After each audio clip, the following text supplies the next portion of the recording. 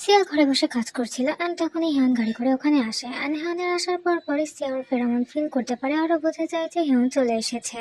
Hiyon দেন passport দিতে গেলে অটোমেটিকই দরজা খুলে যায় এন্ড দেন ও ভিতরে চলে আসে আর ভিতরে এলিভেটর এন্ড বাকি সবকিছু দেখেও যখন অবাক হচ্ছিল তখন সিয়া ওকে ওয়েলকাম জানায়। সিয়া দেন হিয়নকে নিয়ে ভেতরে আসতে থাকে এন্ড ও ভাবতে থাকে যে এখানে অনেক বেশি স্টাফি ফিল হচ্ছে এন্ড দেন ও হিয়নকে জিজ্ঞাসা করে যে ওর কাছে কি টেম্পারেচার অনেক বেশি হাই লাগছে।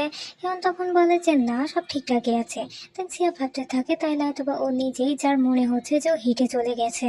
সিয়া দেন ওকে রুমে নিয়ে এসে বলে যে তুমি এই রুমটা ইউজ করতে পারো। হিয়ন তখন বলে যে এই রুমটা অনেক বেশি বড়, এটা তোমার রুম রাইট? সিয়া তখন বলে যে না, আমার রুম পাশে। হিয়ন কিছুটা ভেবে বলে যে আমাদেরকে এক রুমে থাকা উচিত না এন্ড দেন বুঝতে পেরে ব্লাশ করতে থাকে আর বলে যে আমি বোঝাতে চেয়েছি যে আমাদের এগ্রিমেন্ট অনুযায়ী তো। সিয়া তখন বলে যে হ্যাঁ, তুমি ঠিক বলেছো, তবু এই রুমটা তোমার থাকবে এন্ড আমরা একসাথে আমার রুমে থাকবো। হিয়ন এতে সম্মতি জানাই। সিয়া তখন বলে চলো তোমাকে বাকি রুমগুলো দেখাই। নেক্সট সিনে সিয়া বসে নিউজ দেখছিল এন্ড তখন হিয়ন মাথা মুছতে মুছতে ওখানে আসে আর বলে যে কোনো ইন্টারেস্টিং নিউজ দেখছো? সিয়া তখন বলে যে নিউজে সব জায়গায় তো আমাদেরকেই দেখাচ্ছে, আমাদের বিয়ের নিউজটা। এন্ড দেন হিয়নকে সরি বলে যে ওকে চিনতে পারিনি। হিয়ন তখন বলে যে তেমনটা না, যে আমি কষ্ট পাইনি, কারণ আমার মনে হয়েছিল যে আমি অনেক ফেমাস। এন্ড সিয়া তখন বলে যে আর কি? তখন হিয়ান বলে যে না, কিছু না। হিয়ান সিয়ার কাছে এসে বলে যে আজকে রাত্রে কি আমরা ওটা করতে চলেছি?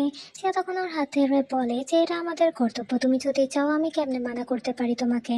সিয়া দেন হিয়নের নেকে হাত দিয়ে বলে যে মার্কিং এর সময় কি তোমার অনেক বেশি কষ্ট হয়েছিল? হিয়ন তখন বলে সত্যি কথা বলতে আমার কিছু মনে নেই। সিয়া তখন বলে আমারও না, ইভেন আমি তো এটাও ভুলে গিয়েছিলাম যে আমরা কন্ট্যাক্ট রিলেশনে আছি। হিয়ন তখন বলে তো আমি আজকে রাত্রের জন্য অনেক অপেক্ষা করছি।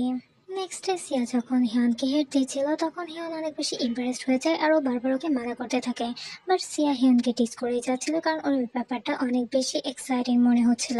এই সব কিছুতে হিয়ন অনেক বেশি ইমপ্রেসড হতে থাকলে সিয়া তখন কাপড় খুলে বলে যে আজকে রাতে আমি তো তোমাকে খেতে চলেছি, তো তুমি কি এই সব কিছুর জন্য রেডি আছো?